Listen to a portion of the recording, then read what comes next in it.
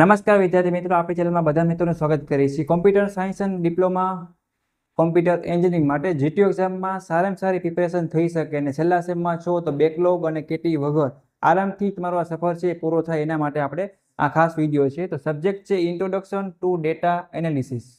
Subject code છે 4360-707. આ સબ્જેક્ટમાં pass થવા માટે આપણે ટોપ 30 આઈએમપી ગુજરાતી અને ઇંગ્લિશ લેંગ્વેજ સાથે એ પણ સાવ ફ્રી ઓફ કોસ્ટ બરાબર એ તૈયાર કર્યા છે. એ તમને હું સ્ક્રીનમાં બતાવી આપું છું. એ પહેલા બે પોઈન્ટ તમારે ધ્યાનમાં રાખવાના છે. પહેલો પોઈન્ટ છે કે તો આકૃતિ પ્રમાણે અને જીટીયુમાં શું કરવાનું છે, જે પ્રશ્નમાં સ્કેચ પૂછાય, ડાયાગ્રામ પૂછાય એ કમ્પલસરી દોરવાનો છે. બીજું એ કે તમારે પેપર સ્ટાઇલ પ્રમાણે જીટીયુનું પેપર લખવાનું છે. બધું વાંચી જાય મિત્રો, બધું ગોખી જાય, પણ પેપર સ્ટાઇલ પ્રમાણે નહીં લખો, આકૃતિ ફિગરમાં ના હોય તો માર્ક્સ કપાય. તો સારા માર્ક્સ લેવા માટે વ્યવસ્થિત સ્કેચ બનાવતા શીખો, ડાયાગ્રામ દોરતા શીખો. એ બે પોઈન્ટ તમારે ખાસ ધ્યાન રાખવાના બરાબર. કોઈ પણ સબ્જેક્ટ કોઈ જીટીયુમાં અથવા તો કોઈ પણ જગ્યાએ તો આપણી ભાષા જ ડ્રોઈંગ છે તો એ પ્રેક્ટિસ પાડવાનું. એ થઈ જાય પછી તમારે અમારા આપેલા ટોપ 30 આઈએમપી પ્રશ્ન છે એ કરવાના છે. પછી ટાઈમ મળે તો જીટીયુના જૂના યરના પેપર હોય એ તમારે જોવાના કે કયા કયા ટાઈપના કેવા કેવા પ્રશ્નો કેવી રીતના ફેરવીને પૂછાય છે. તો તમને વધારે આઈડિયા આવશે. એમ પણ તમે સારામાં સારા માર્ક્સ સ્કોર કરી શકો અને વધારે પ્રશ્નોની પ્રેક્ટિસ કરી શકો. તો ચાલો આપણે શું કરશું કે ક્વેશ્ચન નંબર 1 થી છે એ આ સબ્જેક્ટના આઈએમપી છે તમને સ્ક્રીનમાં બતાવો અને એ પ્રમાણે આપણે તૈયારી કરી. પ્લસ આવી રીતના બધા સબ્જેક્ટના આઈએમપી વિડીયો મેળવવા માટે વોટ્સએપ ગ્રુપમાં જોઈન થવાનું બાકી હોય તો નીચે લિંક આપી દો, જોઈન થઈ જાઓ. તમારા દોસ્તોને પણ એડ કરી શકશો બરાબર. બીજી વાત કરીએ તો કે આપણી ચેનલ છે જી એકેડમીમાં પ્લેલિસ્ટમાં બધું મટીરિયલ હશે. કોઈને કાંઈ પણ ડાઉટ કરી હોય ક્વેશ્ચન હોય તો પૂછી લેવાનું છે. છેલ્લા સેમમાં છો તો પાસ થવાનું છે. બેકલોગ કેટી કાંઈ લાવવાનું નથી. 1 થી 5 સેમમાં હોય તો કાઢી નાખજો. એનો પણ study material free of course આપણી ચેનલ પર પહેલેથી જ છે જ. ઓકે. અને mission Gujarat semester 6 GTU pass થવાનું રહેશે. ઓકે, ચાલો આપણે પ્રશ્ન નંબર 1 થી ચાલુ કરીએ. કયા કયા ટોપ 30 આઈએમપી છે. ઓકે, ઇન્ટ્રોડક્શન ટુ ડેટા એનાલિસિસનો ક્વેશ્ચન નંબર 1 થી આપણે ચાલુ કરશું અને કદાચ ઇંગ્લિશ ગુજરાતી બે ભાષામાં આપેલ હશે. તમારે જે અનુકૂળ હોય કોઈ પણ લેંગ્વેજમાં તમે જે છે વાંચી શકો છો અને તૈયારી કરી શકો છો. કદાચ જીટીની પેપરમાં ગુજરાતીમાં મિસ્ટેક ઘણીવાર હોય છે, બટ આપણે કદાચ હોય તો સહેલાઈથી ઇંગ્લિશ લખાણ છે એ માન્ય ગણાશે. અહીંયા તમને લિસ્ટ પૂછી છે ડિફરન્સ બિટવીન બરાબર છે કે સ્ટ્રક્ચર, સેમિકન્ડક્ટર અને અનકન્ડક્ટર છે. એના જો શબ્દ બહુ અઘરા છે, બોલવામાં આપણે સહેલાઈથી બોલી પણ ન શકીએ. તો એની વ્યાખ્યા પૂછાય કે તફાવત પૂછે તો તમે તમારે તૈયાર રહેવાનું કે આપણે ગમે એવો પ્રશ્ન ફેરવીને પૂછે આપણે આપણી રીતે આવડી જવો જોઈએ. ઓકે. પછી વાત કરીએ ડેટા એનાલિસિસ જીવન ચક્રના તમામ તબક્કોને ટૂંકમાં તમારે છે મિત્રો કે વર્ણન કરવાનું છે. પછી વાત કરીએ છીએ કે list the difference between NumPy array અને પાયથોન લિસ્ટ બનાવવાની છે. બે વચ્ચેની સૂચિ છે તમારે એ ખાસ તૈયારી કરવાની છે.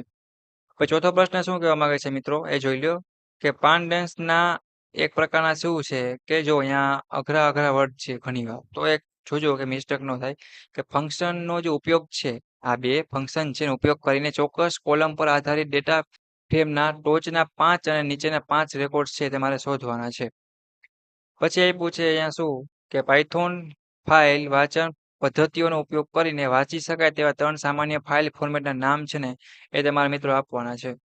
છઠ્ઠો પ્રશ્ન છે એની વાત કરી HLML વચ્ચે મીન્સ કે એક પ્રકારના તત્વો છે એ નેગેટિવ કરવા અને હેરફેર કરવા માટે શું આપ્યું છે બ્યુટીફુલ સોમ દ્વારા પૂરી પાડવામાં આવેલ કોઈ પણ 4 કાર્યો છે એ જોવાની છે.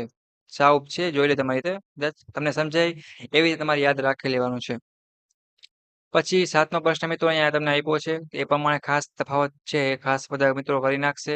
પછી વાત કરીએ કેટલામો પ્રશ્ન છે તો કે 19મો પ્રશ્ન છે એ પણ તમને આપ્યો છે વર્ચ્યુઅલાઇઝેશન લિસ્ટ ડાઉન ઇમ્પોર્ટન્ટ પર તમારે ખાસ એને લખવાના રહેશે ડેટા વર્ચ્યુઅલાઇઝેશનની વ્યાખ્યા સાથે બરાબર છે. પછી વાત કરી છે પર્સન કોફિશન્ટ અને વગેરે આંકડાકીય વિશ્લેષણમાં તેનું મહત્વ શું હોઈ શકે ને એ પણ તમારે દર્શાવવાનું રહેશે. 11મો છે કે વ્યવહારોમાં ઉપયોગમાં લેવાતા કોઈ પણ 6 સામાન્ય પ્રકારના ડેટા છે એ વિઝ્યુઅલાઇઝેશનની યાદી તમારે તૈયાર કરવાની રહેશે. પછી વાત કરીએ તો ટાઈમ સિરીઝ છે ના ડેટાને વિઝ્યુઅલાઇઝેશન કરવા માટે ઉપયોગમાં લેવાતા 2 સામાન્ય પ્રકારના પ્લોટોની યાદી બનાવો. દરેક પ્લોટ છે એ પ્રકારનું ટૂંકમાં તમારે શું છે તો કે પ્લોટ સમજાવવાનું છે ટાઈપ્સ. ઓકે. હવે પાયથોનમાં જે છે પ્લોટીનો ઉપયોગ કરીને ઇન્ટરેક્ટિવ ડેટા વિઝ્યુઅલાઇઝેશન 4 બનાવવાની પ્રક્રિયા તમારે છે એ ખાસ એક જણાવવાની રહેશે. પછી વાત કરીએ તો ડેટા ડિસ્ટ્રીબ્યુશનને વિઝ્યુલાઇઝેશન કરવા અને આઉટલાઇન્સને ઓળખવા માટે બોક્સ પ્લોટનો ઉપયોગ છે એ કેવી રીતે કરી શકાય એ તમારે જાણવાનું છે. 15 પ્રશ્ન છે બિગ ડેટા વિઝ્યુલાઇઝેશન સાથે સંકળાયેલ પડકારોની સૂચિ બનાવો અને કોઈ પણ 3 પડકારોને સંક્ષિપ્તમાં સમજાવો અને આ 3 પ્રકાર માટે સંભવિત ઉકેલ પ્રદાન છે એ તમારે કરવાનું છે. ડેટાના પ્રકારોનું વર્ગીકરણ છે ક્લાસિફાઈ ટાઈપ ઓફ ડેટા, બરાબર છે. ડિસ્ક્રાઇબ ધ વર્ટિકલ અને હોરિઝોન્ટલ, બરાબર છે.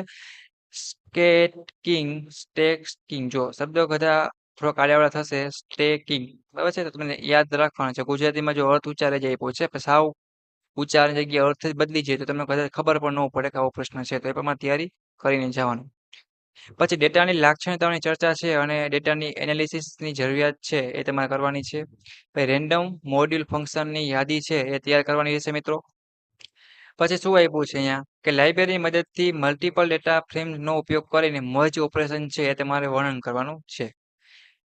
21મો પ્રશ્નની વાત કરીએ ડેટા નોર્મલાઇઝેશન અને ટ્રાન્સફોર્મેશનના એ તમારે ખાસ એક વર્ણન કરવાનું છે. પછી વાત કરીએ ડિફરન્ટ પૂછ્યું લિસ્ટ જુદા પ્રકારના કોરિલેશન ટેકનિક્સની યાદી તમારે છે એ તમારે તૈયાર કરવાની છે. પછી જુદા જુદા પ્રકારની સંભાવના વિતરણની યાદી છે એ તમારે તૈયાર કરવાની છે મિત્રો. લિસ્ટ સ્ક્વેર મેથડ છે એ તમારે ખાસ જણાવવાની છે.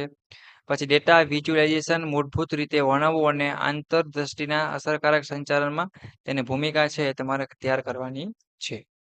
પછી ડેટા વિઝ્યુલાઇઝેશન મહત્વનું છે ઇમ્પોર્ટન્ટ એ બધું ચર્ચા કરવાની છે. બિગ ડેટા માટે ડેટા વિઝ્યુલાઇઝેશન તકનીક છે એની સૂચિ બનાવવાની છે મિત્રો. 88 પ્રશ્ન વાત કરીએ તો બિગ ડેટા સેટને હેન્ડલ કરવા માટે વિવિધ ડેટા અને વિઝ્યુલાઇઝેશન ટૂલ્સની તમારે છે યાદી એક તૈયાર કરવાની છે. પછી પડકારોની ચર્ચા કરવાની છે બિગ ડેટા માટે. પછી સાથે ઇન્ટરેક્ટિવ ડેટા વિઝ્યુલાઇઝેશન ચર્ચા કરવાની છે કેના માટે ફ્લો ટાઇપ્સ માટે, બરાબર છે. તો આ ટોપ 30 પ્રશ્નો છે કે બધા મિત્રોને તૈયાર કરી નાખવાના છે. સારામાં સારી પ્રેક્ટિસ થાય, સારામાં સારા માર્ક્સ આવે એવી આશા રાખીએ. કોઈને કંઈ પણ ડાઉટ કેરી હોય, ક્વેશ્ચન હોય તો ચોક્કસપણે મિત્રો તમારે જણાવવાનું રહેશે. બટ જીટીઓમાં બધા મિત્રોને શું છે તો આરામથી પાસ થઈ જવાનું છે. ક્યાંય અટકો છો તો કાંઈ પણ હેલ્પની જરૂર હોય તો મને ચોક્કસ તમારે જણાવી દેવાનું રહેશે. બટ જીટીઓ એક્ઝામમાં બધું સબ્જેક્ટનું આઈએમપી મળી રહેશે આપણી પ્લેલિસ્ટમાં, બરાબર છે. પ્લસ સેમ સિક્સના વોટ્સએપ ગ્રુપમાં નીચે લિંક આપેલી છે તો જોઈન થઈ જાઓ. અને ઇન્ટ્રોડક્શન ટુ ડેટા એનાલિસિસમાં બધા મિત્રો છે આરામથી પાસ થઈ જાય એવી આશા રાખું છું. ઓકે, તો આ વિડીયોને પૂરો કર્યો છે. નેક્સ્ટ મુલાકાત લેશે વાત તમારા બીજા ઇમ્પોર્ટન્ટ વિડીયો સાથે.